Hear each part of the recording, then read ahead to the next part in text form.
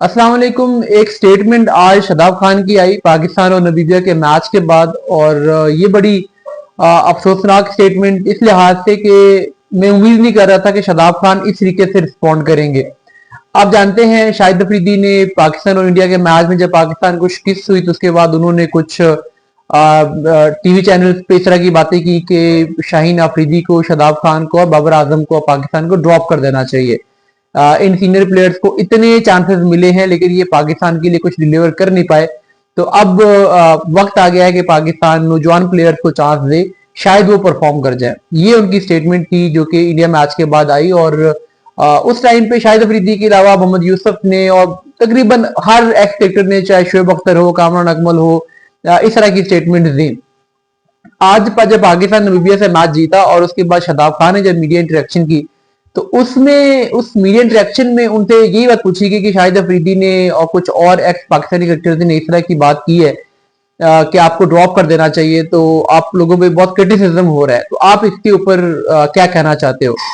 तो हालांकि ये सवाल ऐसा था जिसको शादाब खान बड़ा इजीली वेल लेफ्ट कर सकते थे, कह सकते थे कि ठीक है, जब परफॉर्मेंस आती है तो लोग तारीफ करते हैं, जब परफॉर्मेंस नहीं आती तो लोग क्रिटिसाइज करते हैं, ये उनका हक है।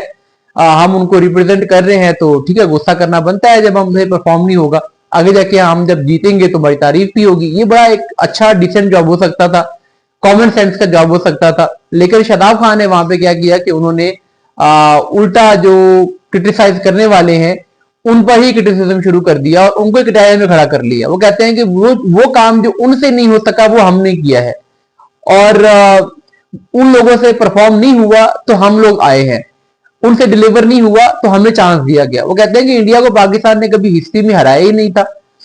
30-35 साल की वर्ल्ड कप हिस्ट्री में हमारी वो पहली टीम थी, शताब कहते हैं, जिसमें मैं था, बाबर थे, शाहीन थे, जिसने पहली दफा इंडिया को T20 वर्ल्ड कप हराया। किसी भी वर्ल्ड कप के किसी भी फॉर्मेट का पहला मैच हमने इंडिया को हराया।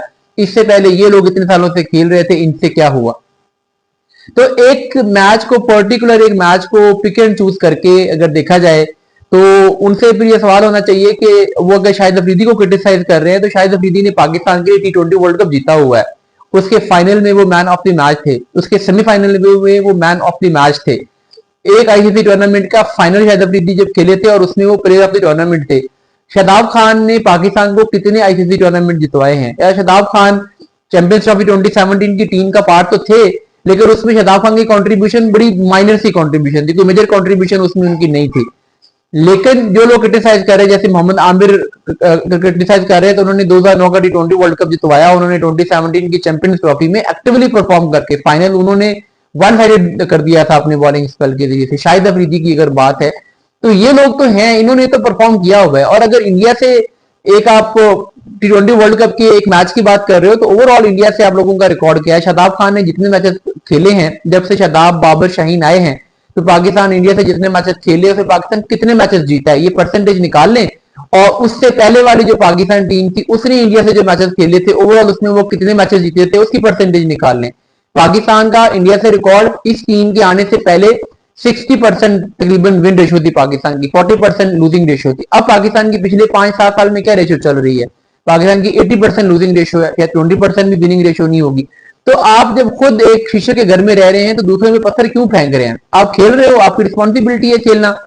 जो इंसान देख रहा है वो उसकी रिस्पॉन्सिबिलिटी है अपनी ओपिनियन देना। तो अगर आप इतने करोड़ रुपए लेके खेल रहे हो तो एटलीस्ट इतना दिल होना चाहिए कि आप क्रिटिसिज्म बर्दाश्त भी कर सको।